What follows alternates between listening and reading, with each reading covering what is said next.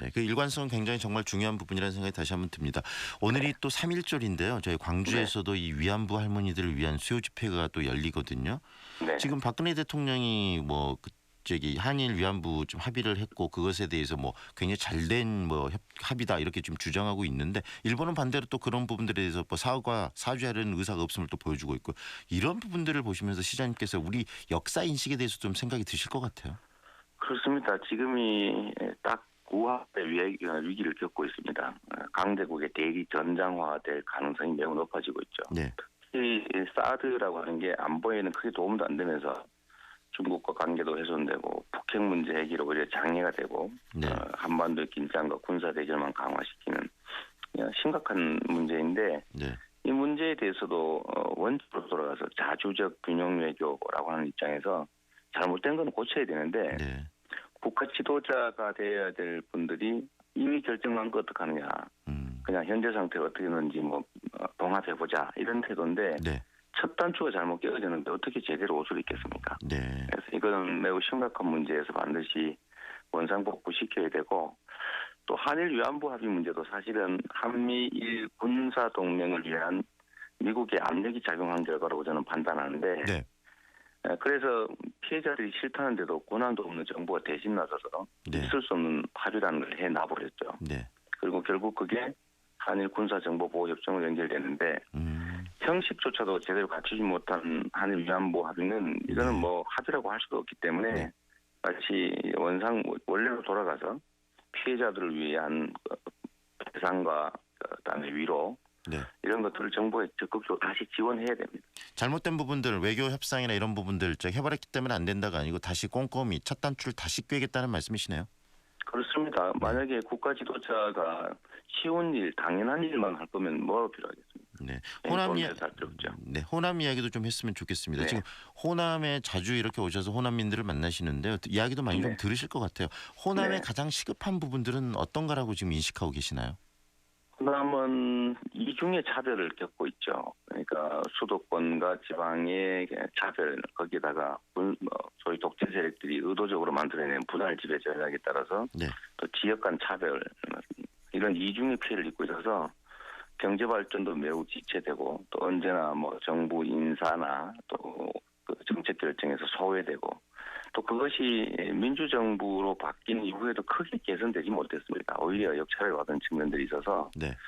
이 불균형을 빨리 시정하는 거 이게 매우 중요한 과제라는 생각이 듭니다. 네, 관련해서 호남에 관련한 공약들도 많이 생각하고 고민하실 텐데요. 네, 좀 네. 이 시간을 통해서 좀 꺼내놓으셨으면 좋겠습니다. 어떤 고민하고 계십니까?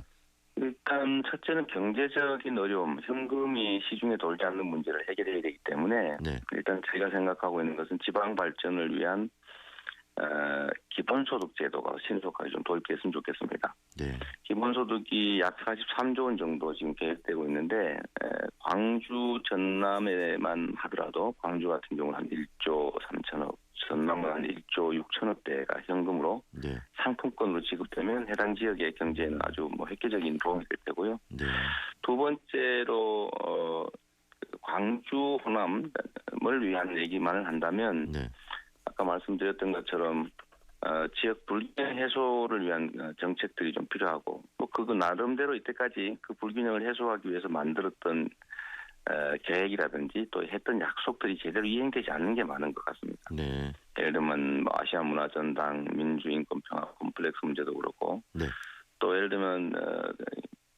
소위 기반시설 확보에 관한 얘기들도 얘기만 되지 지지부진한 것들을 신속하게 원래 계획대로 하는 것들이 중요하겠고 네, 두 번째 또 하나 추가한다면 지방 분권을 좀 강화해서 자유치량으로 정책과 재정을 집행할 수 있게 해줘야 되는데 네, 저는 국가 위임 사무를 제가 지방자치단체에 했던 사람이니까 네, 국가 위임 사무를 폐지하고 그에 따른 권한과 예산을 자유재량 예산으로 만들어서 각 지방에 넘겨주게 되면 광주 같은 경우가 또 재량 예산이 1조 2천억 정도 늘어나고 네, 전남이 예를 들면 3조 8천억, 전북이 한 3조 원 정도 늘어나게 되는데 이렇게 되면 분권에 따라서 각 지역이 좀 자율적으로 발전할 기회를 갖게 됩니다. 핵심은 정부의 재정과 기회와 산업과 역량 배치 등을 지금 현재 불균형을 해소하기 위해서 집중적으로 네. 지방에 배치해야 되고 지방 중에서도 소외된 호남 지역에 집중 배치하고 올 필요가 있고요. 네. 거기에 따라서 지방 분권을 강화하는 것 이런 것들이 실질적인 대책이 될 것 같습니다. 네. 그런 대책을 좀 더 구체화시키는 작업들도 굉장히 이제 앞으로 중요할 것 같고 특히 시장님께서는 이 지방자치 현장에서 직접 머무러서 지방의 어떤 분권을 경험하신 분이기 때문에 그런 데에 대한 어떤 네. 노하우가 많이 있으실 거 아니겠습니까? 그렇습니다. 네. 그리고 더불어서 저희 뭐 문재인 전 대표도 지금 나오셔서 그런 얘기를 하던데 정장 산업이나 이렇게 저희들이 광주가 지금 추구해 있는 뭐 에너지밸리랄지 네네. 그다음에 자동차 100만 도시 생산 도시랄지 이런 사업들을 좀 더 구체화시키는 그런 이야기를 좀 하시던데 혹시 그런 부분에 대한 고민은 좀 있으십니까? 결국은 다 돈이죠. 네. 돈이고 예를 들면 기업 배치나 사실은 에너지 산업을 배치한다고 해도 거기에 대한 재정적 지원이나 세제 지원 또는 뭐 여러 가지 지원들을 해야 지방으로 산업들이 배치되지 그냥 가라 하겠다라고 되지를 않습니다. 네.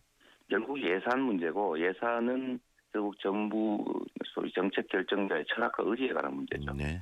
어차피 쓰는 예산을 지방 발전이나 균형 발전을 위해서 쓸 거냐, 또 지역 간 격차 해소, 차별 해소에 쓸 거냐, 아니면 그냥 지금처럼 강자들 중심으로 네. 집행할 것이냐, 그건 결국 권력자의 의지 문제라고 생각됩니다. 결국 이벤트성으로 뭐 어떤 사업을 유치하는 문제가 아니고 예산을 네. 효율적으로 활용함으로 인해서 강한 지방 분권을 만들어내고 그걸 통해서 광주 발전을 일으켜내기 싫다는 말씀이시네요. 그렇습니다. 격차 해소를 위한 각별한 노력이 필요한 거죠. 네.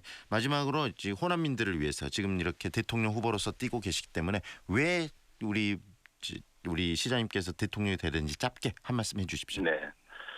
정치인들을 보면 본인의 역량이나 또 능력, 실적보다는 물려받은 유산을 좀 근거로 또 평가받는 경향이 있습니다. 저는 물려받은 정치적 유산도 전혀 없는 굳이 비교하자면 재벌 2세들과 경쟁하는 창업자, 벤처 네. 창업자 정도라고 할 수 있는데 제가 좀 호남민들에게 부탁드리고 싶은 것은 네. 정말로 나라를 바꿀 수 있는 사람인지를 네. 세력이나 유산이나 또 말이 아니라 그 사람의 능력과 자질과 지금까지 네. 해왔던 실적과 성과를 가지고 판단해 주시면 좋을 것 같습니다. 네. 결국 그게 이재명을 호남이 선택해 주시면 이재명이 대통령이 될 거고 네. 이재명이 대통령이 되면 진짜로 세상이 말이 아니라 행동으로 실천해 왔던 것처럼 네. 바뀌게 된다. 이 말씀 꼭 드리고 싶습니다. 네. 오늘 말씀 잘 들었습니다. 감사합니다. 네, 감사합니다. 지금까지 이재명 성남시장이었습니다.